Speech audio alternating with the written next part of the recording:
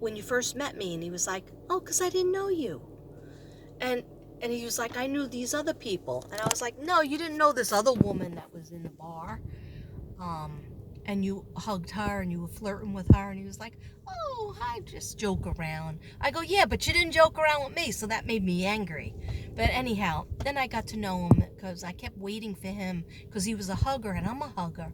So I was wondering, why did he not hug me? Anyhow, if you are doing a job or hanging out with somebody, hanging out in some type of position where you really have to push yourself because you are such, teachers, there's teachers out there that can be very introverted, but yet they have to be an extrovert to their class or classes, and this is the way they do it. They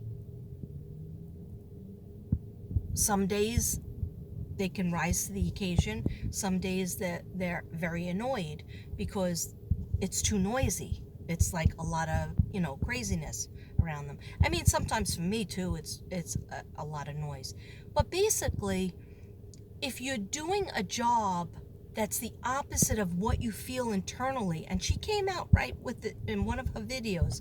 She goes, I'm an introverted person, but I do, I have to plead my case in court. I have to, I go on Entertainment Tonight and interview all these different people, and she was good at it. She was damn good at it. She goes on the stage to, all through the competitions to compete against all these other women, right? But you don't understand what is going on in the introverted heart and the introverted mind. It takes 1,000 times energy for them to come up to that point. And it takes a lot of, I want to say defacing, I don't know the right term for it, but it's almost like masking. You have to put this mask on because you're a beauty queen and you're competing against other beauty queens, and you have to make your body in a certain shape. And so is that your real shape? And I think she had an issue with food.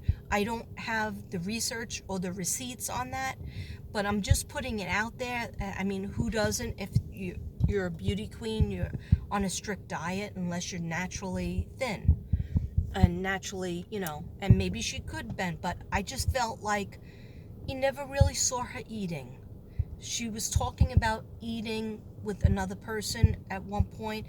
I never saw it. I tried to watch as much as I could, just like I always do on any case that I'm thinking about. I watch whatever is out there. And I just feel like there was some sort of not a good relationship with food because she had to keep everything perfect in her body. What pressure that is. What terrible pressure that is. And maybe the older she got, maybe she would have relaxed into it more. Maybe it made her really scared to think, one day I'm going to get pregnant and then I won't be in control of this shell. Okay?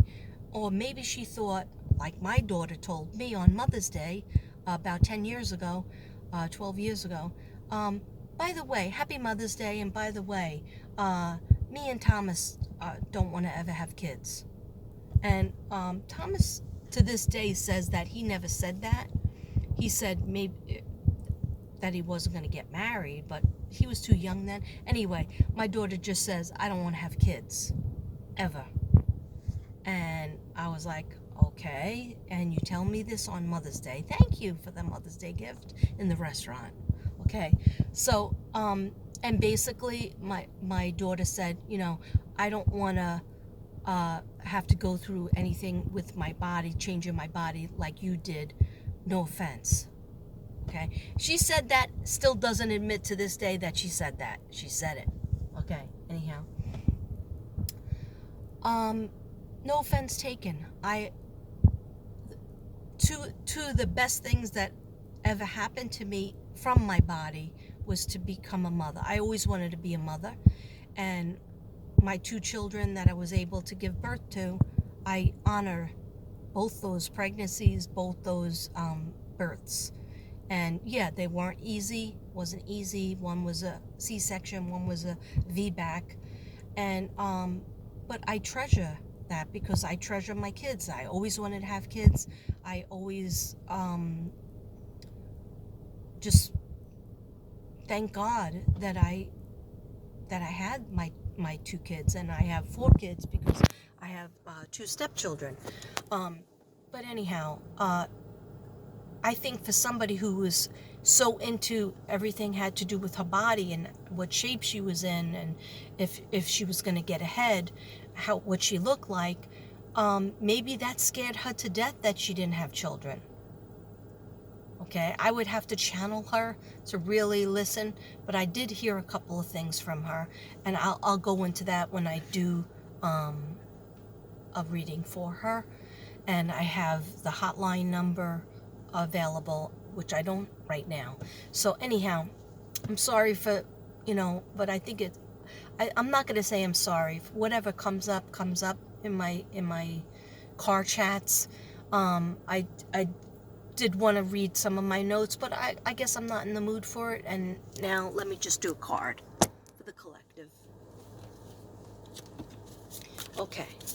So please reach out if you are depressed or you feel like your world is over, and never think that, oh, I have too much and people will think that I'm not grateful.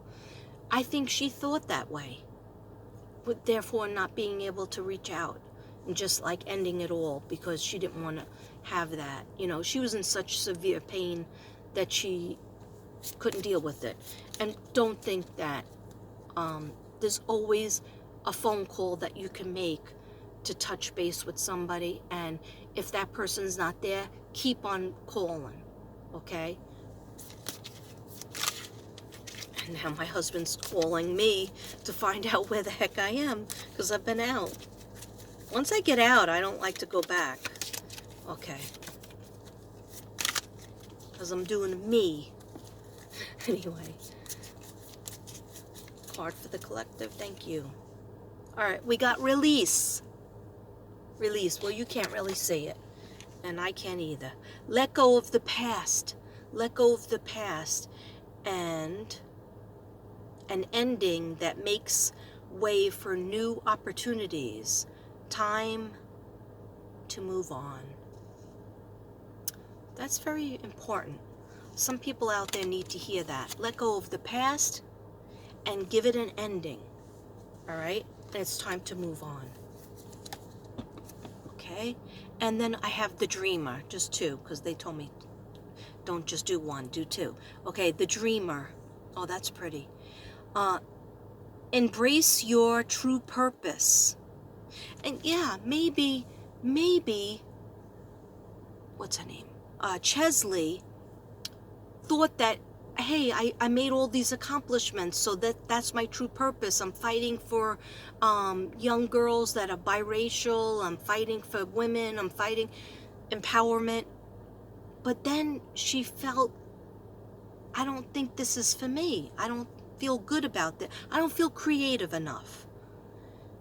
And maybe if she just would have got into the right, into the right group of friends or family and discussed it, and then maybe even her manager, somebody, would have said, let's take you on a different path.